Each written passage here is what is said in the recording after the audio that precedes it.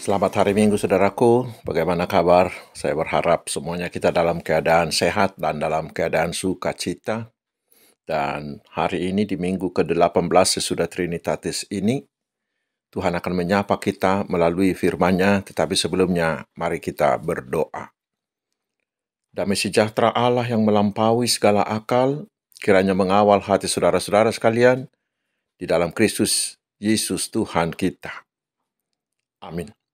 Saudaraku, firman Tuhan yang akan mencerahkan iman kita pada hari ini adalah dari kitab Nehemia, pasal yang kelima, ayat yang pertama hingga ke-13. Saya bacakan untuk kita, mari kita simak bersama-sama.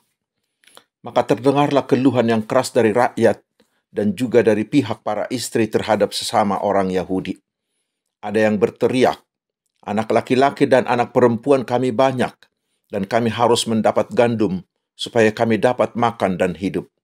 Dan ada yang berteriak, ladang dan gandum anggur dan rumah kami gadaikan untuk mendapat gandum pada waktu kelaparan. Juga ada yang berteriak, kami harus meminjam uang untuk membayar pajak yang dikenakan raja atas ladang dan kebun anggur kami. Sekarang, walaupun kami ini saudara sedaging dengan saudara-saudara sebangsa kami, dan anak-anak kami sama dengan anak-anak mereka, namun kami terpaksa membiarkan anak-anak lelaki dan anak-anak perempuan kami menjadi budak, dan sudah beberapa anak perempuan kami harus membiarkan diri dimiliki orang. Kami tidak dapat berbuat apa-apa, karena ladang dan kebun anggur kami sudah di tangan orang lain. Maka sangat marahlah aku ketika kudengar keluhan mereka dan berita-berita itu. Setelah berpikir masak-masak, aku menggugat para pemuka dan para penguasa. Kataku kepada mereka, masing-masing kamu telah makan riba dari saudara-saudaramu. Lalu kuadakan terhadap mereka suatu sidang jemaah yang besar. Berkatalah aku kepada mereka, kami selalu berusaha sedapat-dapatnya untuk menebus sesama orang Yahudi yang dijual kepada bangsa-bangsa lain. Tetapi kamu ini justru menjual saudara-saudaramu supaya mereka dibeli lagi oleh kami. Mereka berdiam diri karena tidak dapat membantah. Kataku, tidaklah patut apa yang kamu lakukan itu. Bukankah kamu harus berlaku dengan takut akan Allah kita untuk menghindarkan diri dari cercaan bangsa-bangsa lain, musuh-musuh kita? Juga aku dan saudara-saudaraku dan anak buahku telah membungakan uang dan gandum pada mereka. Biarlah kita hapuskan hutang mereka itu. Biarlah kamu kembalikan kepada mereka hari ini juga ladang mereka, kebun anggur, kebun zaitun, dan rumah mereka. Pula hapuskanlah hutang mereka, yakni uang serta gandum, anggur, dan minyak yang kamu tagih daripada mereka. Berkatalah mereka, itu akan kami kembalikan, dan kami tidak akan menuntut apa-apa dari mereka. Kami akan lakukan tepat seperti yang engkau perintahkan. Lalu aku memanggil para imam dan menyuruh mereka bersumpah bahwa mereka akan menepati janji mereka. Juga kukebas lipatan bajuku sambil berkata, demikianlah setiap orang yang tidak menepati janji ini akan dikebas Allah dari rumahnya dan hasil jerih payahnya. Demikianlah ia dikebas dan menjadi hampa. Dan seluruh jemaah berkata, amin, lalu memuji-muji Tuhan. Maka rakyat berbuat sesuai dengan janji itu. Demikian firman Tuhan. Saudara-saudaraku yang dikasihi Tuhan Yesus Kristus, pasti kita semua mengakui bahwa hidup ini penuh derita. Pasti belum terlupa dari ingatan kita ketika pandemi COVID-19 mengganas di tahun 2020 dan 2021 yang lalu. Begitu banyak air mata yang tercurah karena begitu banyak derita yang terjadi. Kehilangan pekerjaan, kehilangan orang yang kita cintai, dan lain-lain. Dalam situasi derita seperti itu, apa yang paling kita perlukan? Dan bila di sekitar kita banyak orang yang menderita, apa yang harus kita lakukan? Firman Tuhan hari ini mungkin bisa membantu kita tentang hal itu. Saudaraku, di perikop ini, ketika Nehemia diangkat menjadi gubernur dari kerajaan Persia di Yerusalem bagi teman sebangsanya Yahudi, dan sudah selesai membangun tembok Yerusalem, muncullah masalah baru. Nehemia mendengar jeritan bangsanya. Rupanya, setelah mereka kembali dari pembuangan ke Yerusalem, ternyata banyak dari mereka bernasib kurang beruntung. Ekonominya sangat buruk. Ditambah lagi besarnya pajak yang harus mereka bayar kepada penjajah. Mereka sangat miskin. Dan untuk menyambung hidup, terpaksa mereka menggadaikan sawah sumber pencahariannya. Mereka meminjam uang dari orang lain, termasuk dari teman sebangsanya. Tetapi mereka meminta riba, meminta bunga uang yang mencekik, sehingga semakin memiskinkan mereka. Akhirnya, karena tidak bisa membayar hutang, banyak dari mereka menjadi budak orang lain dan budak teman sebangsanya. Tetapi saudaraku, Tuhan tidak tidur. Tuhan menggerakkan hati Nehemia memberi jalan keluar bagi bangsanya. Karena setelah mendengar jeritan itu, Nehemia mengumpulkan bangsanya dan meminta agar mereka semua berbalik melakukan perintah Tuhan dan berjanji di hadapan Tuhan bahwa mereka mau mengembalikan semua milik teman sebangsanya yang sudah tergadai dan semua pinjaman dianggap lunas. Mereka berjanji di hadapan Tuhan. Akhirnya, bangsa Yahudi itu tertolong berkat pemimpin Nehemia yang takut akan Tuhan. Saudaraku, dari peristiwa ini kita bisa mengambil beberapa pesan yang menjadi renungan untuk kita lakukan. Yang pertama, benar, hidup ini penuh penderitaan. Namun hari ini kita diyakinkan bahwa kita punya Tuhan yang selalu hadir, yang selalu mendengar seruan umatnya, dan yang pasti menolong dengan caranya yang ajaib. Sejarah Israel telah membuktikan itu. Dan puncaknya adalah ketika Allah mau mendengarkan jeritan manusia yang sudah begitu lama diperbudak oleh iblis dan dosa. Sehingga didorong kasihnya yang begitu besar, Allah mau memberikan anaknya Tuhan Yesus Kristus dan mau mati untuk menyelamatkan kita. Itulah jaminan bagi kita bahwa Tuhan pasti menyelamatkan kita dari penderitaan manapun. Saudaraku, kita belum tahu penderitaan apa yang akan terjadi ke depan. Tetapi hari ini kita diyakinkan, jangan pernah takut melangkah ke depan. Tetapi melangkahlah dengan mantap, karena Tuhan pasti menyertai dan menyelamatkanmu. Dan yang kedua, firman Tuhan ini mengingatkan kita, agar jangan ada satu orang pun dari kita yang menyusahi sesamanya, terutama mereka yang menderita. Bila ada kebutuhan mendesak bagi sesama, janganlah kita gunakan itu sebagai kesempatan untuk mencari cuan, mencari keuntungan dari dia. Karena tidak sedikit orang Kristen menjadi korbannya para rentenir yang juga sesamanya Kristen. Padahal seharusnya justru Tuhan sering sengaja menempatkan mereka yang miskin, yang berkekurangan di samping kita, agar kita menjadi tangan Tuhan untuk membantu, untuk menyelamatkan mereka. Sebagai seorang murid Yesus, saudaraku, kita harus menggunakan semua potensi terbaik yang kita miliki untuk membebaskan orang dari semua kekurangan, dari kemiskinan, dari kebodohan, dari keterbelakangan, dan dari kekurangan fisik mereka.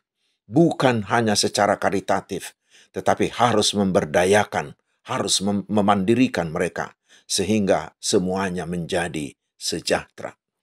Mari kita meneladani Yesus. Ingatlah apa yang dikatakan Yesus di Matius 25 ayat 40.